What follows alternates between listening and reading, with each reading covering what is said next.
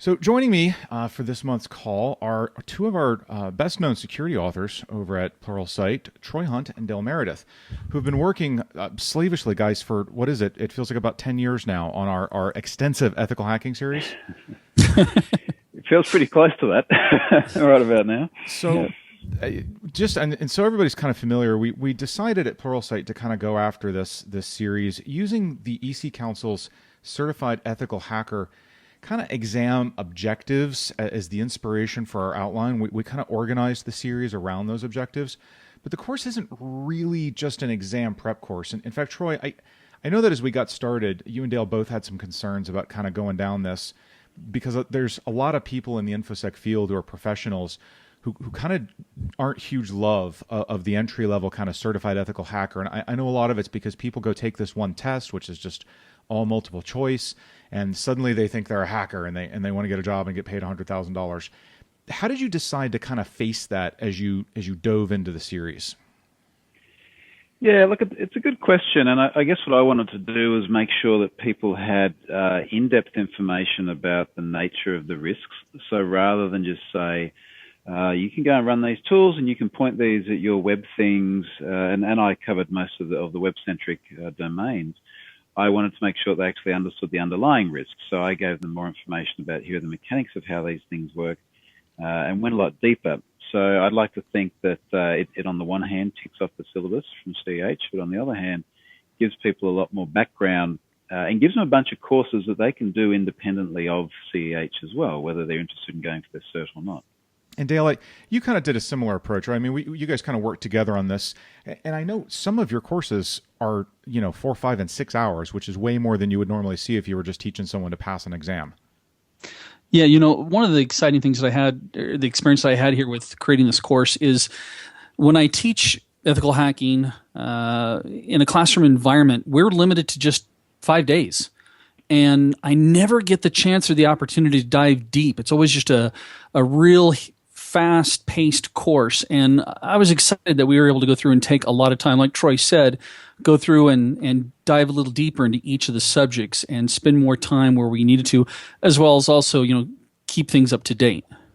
Now, Dale, when we were planning the series out, one thing that we kind of all had to acknowledge is that the world of pen testing and ethical hacking is enormous. And we kind of acknowledge that this series might be someone's first step into ethical hacking, but it would definitely not be the last bit of education they ever went for. So what are some directions that you'd like to see people going after they finish this kind of introductory series? Well, first, they just need to send me their passwords to their domains. No, with this, it's kind of like back in the old days when IT kind of first started off. There was all the IT guys wore multiple hats, and it got overwhelming because there are just so many different branches that you can go off into. When it comes to security, the education itself never stops, at least not formally. Research is essential. I would recommend that we're looking at websites that help us keep up to date with vulnerabilities that are out there. In fact, one of the things I was just reading recently is that websites are being replaced by Twitter because Twitter is instant. When something happens in the security realm, we can be notified almost instantly. And I'll be honest with you, there's a lot of folks that I follow on Twitter, Troy Hunt, that when he posts something that I go, wow, that's really cool, go off and investigate that. Find out exactly what's going on. Play around with the lab environment. Don't assume that your network is solid all the time because there's always new updates coming with OSs. With the introduction to Windows 10, go and see how Windows 10 interacts with some of the things that you've learned. There's obviously other certifications you can go after, but for me, it's just a continual learning process of what's happening in the world. Honestly, I think my biggest hope is that the students change the way that they think, that they start looking with a new perspective of new technologies as they come out as, okay, what does this mean to me? This is really cool technology, but what does this mean for me from a security perspective? And Troy, what are some specific directions you think you'd like to see somebody pursue after they finish this? Look, I'm always a very developer-centric guy, and I talk to a lot of people that are actually creating software rather than breaking into it. But I guess what I really like to see people doing is building software with a much deeper understanding of the mechanics of how you actually exploit it. So, yeah, for example, the first course I did in this series was around SQL injection. There's 5+ hours worth of content just on SQL injection. So I would love to see software developers getting to grips with this most fundamental and most prevalent and serious of risks as well. So my hope is that it sort of spurns a whole bunch of interest and excitement from an audience that has typically been very focused on creating new business requirements, if you like, or delivering on new business requirements, as opposed to thinking about how to defend against them. So that's part of it. And I guess if we flip this and look at the security pro side of things as well, I'd really like security pros who may previously have been a little bit more focused on running things like automated scanners and tools to spend a bit of time actually looking at the mechanics of how these software flaws work. And I know that very often when I go into organizations and I do workshops and other training, the security pros actually really enjoy learning how to exploit in a very sort of fundamental way, how to exploit these risks. So how do I actually manipulate requests by hand? How do I understand what's actually going on with the queries underneath when they're translated by the web app and sent to the database? Now, of course, you've got to couple that with some automation because this is laborious work, right? Going through and pen testing some of these applications can be very repetitive, laborious work as well. But I hope that sort of rounds out the education of people. It gives them the depth of understanding for some of these particular risks that they may not have had otherwise. Now, Troy, it's interesting you mentioned going into businesses and doing workshops. We've recently started working with a lot of professional pen testers at Pluralsight to build out some of that intermediate and advanced courses on the subject. One thing that has really kind of blown me away is how much the people in this industry really do have to have in their heads about the not only the technologies and the tools, but the kind of the craft of it all. But they're a pretty independent bunch. A lot of them are consultants, and a lot of them are really, they kind of want to create courses that would impress their hacker friends. How do you think you have to change your approach when your education audience is a full-time employee of a business rather than, that independent consultant? Well, look, I guess the reality of it is when you're full-time in corporate, very often it can be very repetitive, mundane work, and there are some sort of fundamentals here that we've got to help these folks with, and this is where things like the automated discovery of a whole bunch of very common flaws is particularly important. And I love seeing the things that impress fellow hackers. I mean, it is awesome stuff to watch. But in most environments, that's not sort of the bread and butter day-to-day work. So this is why I think both Dale and I have tried to kind of find this spread of how do we actually talk about vulnerabilities and the mechanics of how these things work, as well as equip people to go into the office 9 to 5, day after day, and in many environments just keep looking for the same things over and over again. And I hope to take that one step further as well, that those folks who go through this start to get a bit of an understanding of how we explain security to people, and they may be able to in turn impress that within their organizations and hopefully maybe reduce the number of times they see these incidents occur in the first place via education.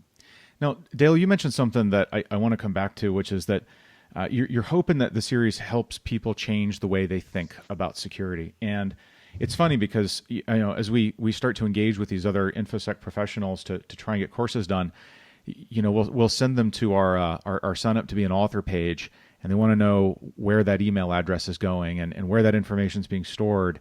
And can't we just talk on the phone? And do we have to do this electronically? And you really do find that there's almost a level of professional paranoia if you're doing this professionally. Is that kind of where people need to get to, though, if they're going to be an InfoSec pro? My wife teases me. She says that just because I don't see the black helicopters doesn't mean that they're not really there. And it is so true. I mean, we walk around, she's like, you're really paranoid. We go to check out at a grocery store, and I'm looking over my shoulder to see if anyone's got a cell phone out to take a picture. I think that's probably a natural cause and effect of getting into this industry or this side of the industry is that you do start to change the way that you think because of what you're being exposed to or what you know is out there. When I first started up my own little wireless ISP business back in the old days, I had a great friend of mine who's a white hat for Microsoft who told me, he said, "Dale, do you really, really want to do this?" I was like, "What? Be an ISP? Of course I do. This will be cool. I'll have high-speed internet in my office. It'll be great. I can provide a business or a service for a bunch of folks." And he said, "No, if you really understood what was happening, you would actually rethink this." And I didn't understand what he meant by that. And today I do. Because today I sit there and I go, especially with like the Internet of Things, it is just blowing me away that we're exposing so much of our lives on the internet or across these networks. And as far as, like I said, I think it's a natural progression that we're going to head that direction. Now, I just wanted to touch on something real fast that, we always talk about certification. And I get a lot of questions from the students as far as, which certification should I go after next after, listening to these courses or, after the CEH itself. And I like to phrase it this way, is that certifications really don't have any inherent value. They're worth precisely as much as people value them. So if you go to apply for a job, an employer who requires them, then obviously it matters to them. But if you go to some place where they don't care at all about a certification, then obviously it doesn't have any value there. So to me, it's kind of that simple. I enjoy having not only the real world knowledge. I hate being what I refer to as a paper certified person that I can quote it to you, but I can't implement it.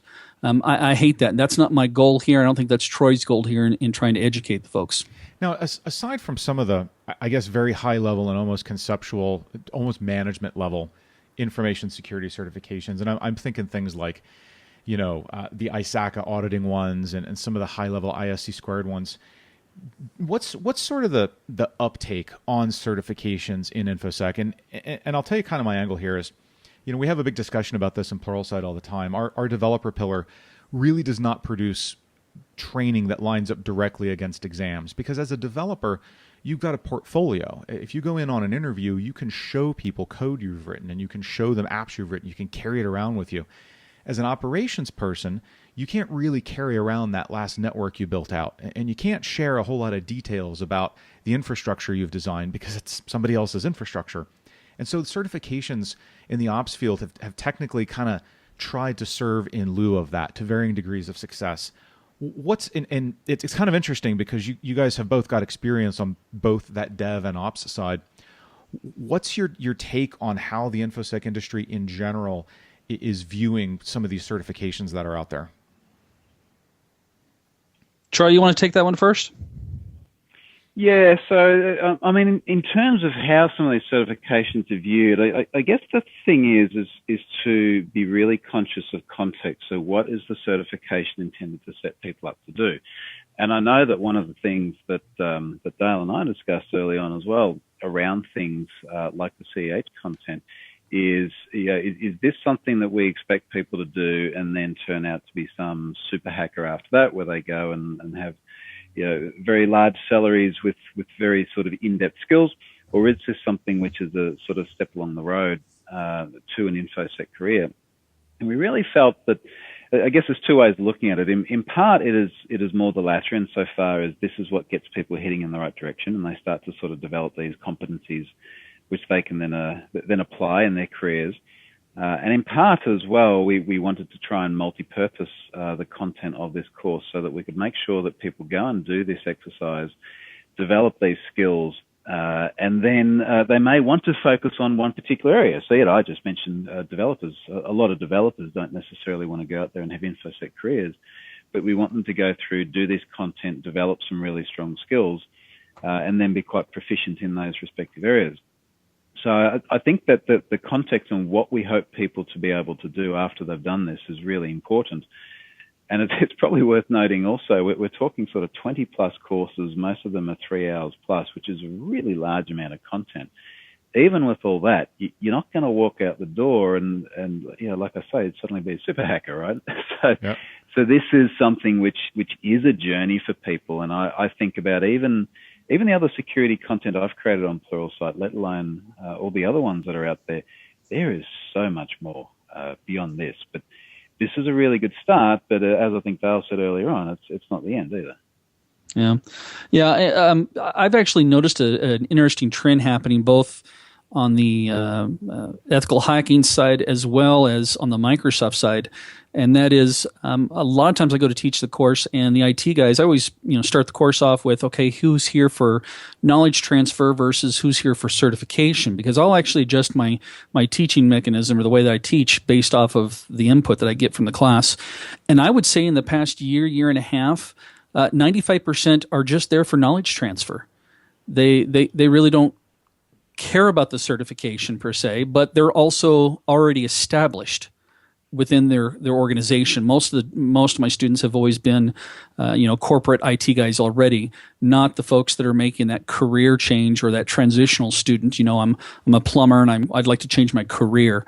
I think in some cases the certification and how I look at the CEH certification is very similar to the A+. It's a starting off point.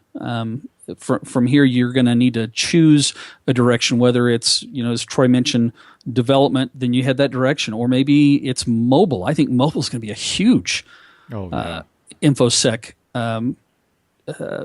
section that we need to be really concerned about, and somebody could just specialize in mobile devices. So, Troy, I guess let me kind of start this off with you. What's a day in the life of an InfoSec person inside of a company look like? I mean, obviously companies have specialists who spend a lot of time doing pen testing on internally developed applications and systems. What does that look like? You come in the morning, and what is it actually that you do after you finish your email and check your Facebook? Yeah, well, I guess the first thing is that I doubt any 2 days are the same. In fact, I doubt any 2 days are the same for different individuals and different organizations.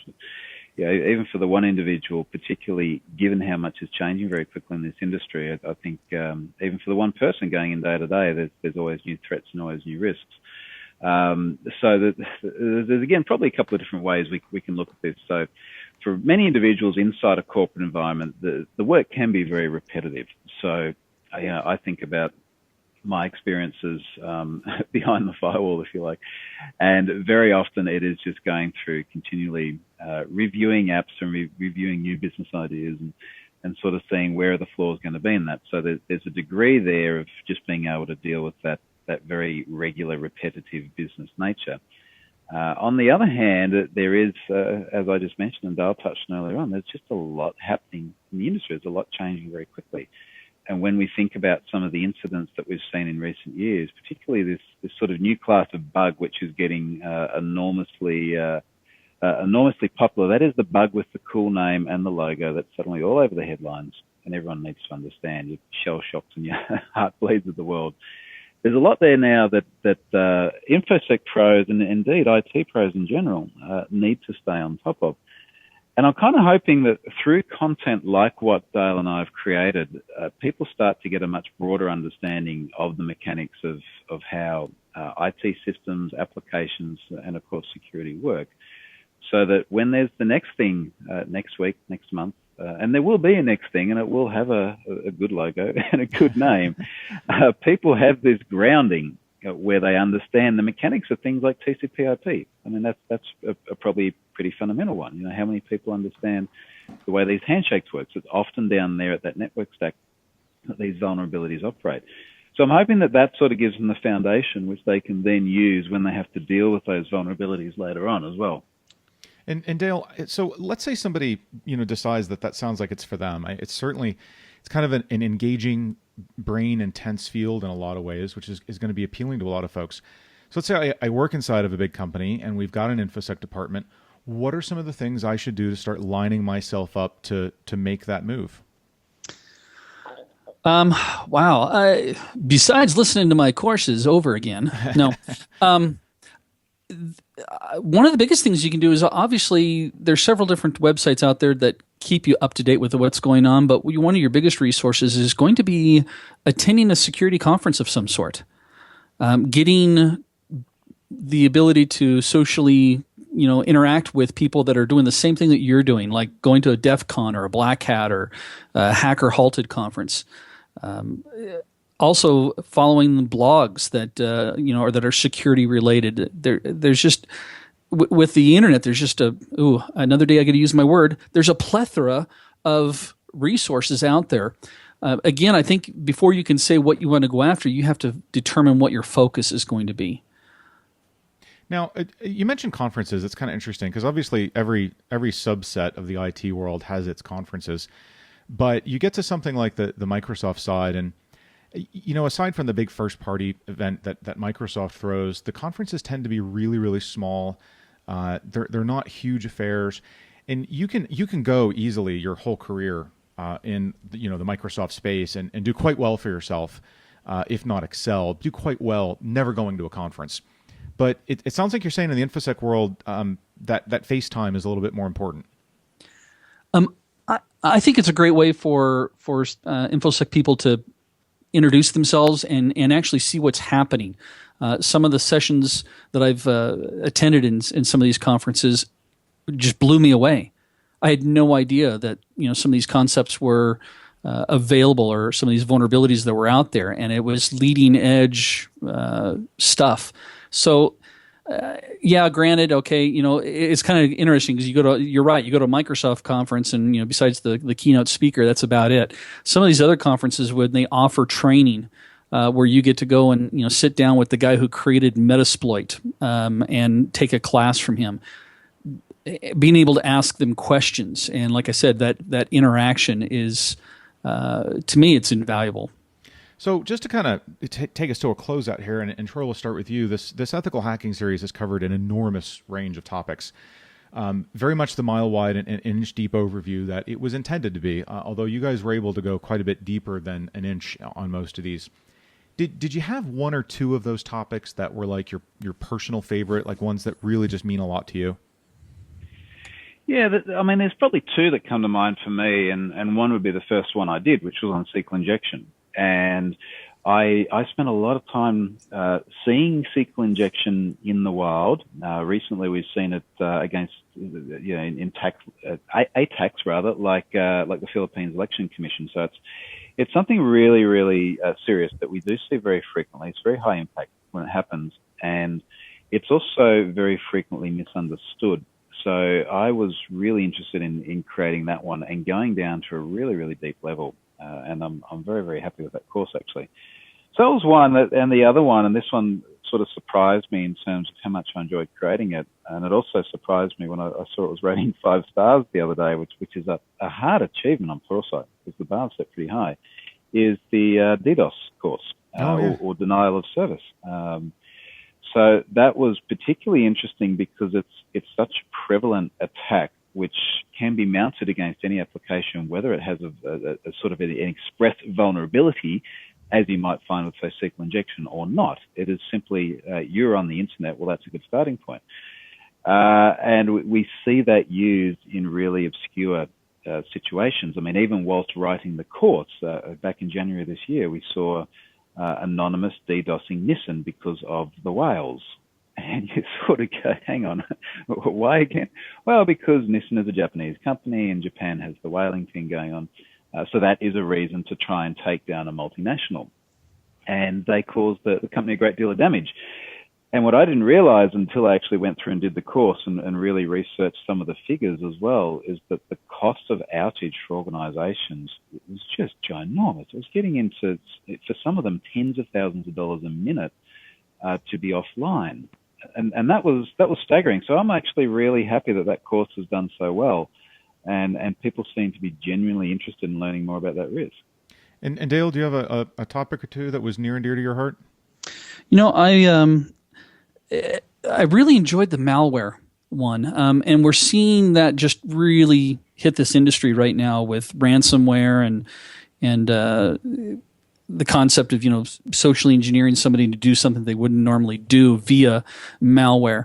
And when I was doing it, it was amazing how much information, as Troy said, is that this industry changes so fast and it's coming at us so fast as we're creating the course. Matter of fact, 3 days later, I'm reading something going, oh man, I wish I could have included this, because it's just happening so quickly. My other one probably would be the hacking wireless. As I mentioned before, I had my own wireless ISP service, so that technology is kind of near and dear to my heart. I thoroughly and loved. We had the opportunity to go through and actually do war driving. I saw that that was awesome. It was really well done. I wish I could have gone into more detail, like hooking into someone's network, but because of legal reasons, we couldn't do that. But the concept of, again, I go back to that Internet of Things. We're just hooking everything up, and it's in some cases I'm like, why? I mean, a barbecue grill that's Wi-Fi connected. Why? And we're just creating all these different security breach or security vectors that we're opening up to the outside world. And so the wireless is probably, I would say out of the two, wireless is probably more near and dear to my heart than the malware one. But both of them I thoroughly enjoy doing. I enjoy doing all of them. I guess that'd be the politically correct thing to say. But those are my two favorites. So we're running right up about to our time. But either of you want to leave us with a final thought to kind of wrap things up? Look, I think the only other thing I can add, and this is after an extremely busy couple of weeks looking at data breaches and incidents, is we obviously have a vested interest, but like this is really important stuff to know about. I'm just continually stunned by the prevalence of these incidents, and particularly the nature of the sites that are compromised. And if you want to sort of read into that innuendo, if you look through my timeline from the last 24 hours, it'll blow your mind. My Twitter timeline on some of the things that are actually compromised online. So now is kind of a pretty good time, a better time than ever to try and get on top of your security. No, that's kind of a great way to stop it then. Gentlemen, thanks for joining us. Can't wait to see the series completed. But in the meantime, if you have a Pluralsight subscription and you've not started watching our ethical hacking series, there is plenty of material for you to dive into. Thanks again for being here, guys. I really appreciate it. Thank you. Thanks, mate. Thanks, mate. Thanks, mate. Thanks, mate. Thanks, mate. Thanks, mate. Thanks, mate. Thanks, mate.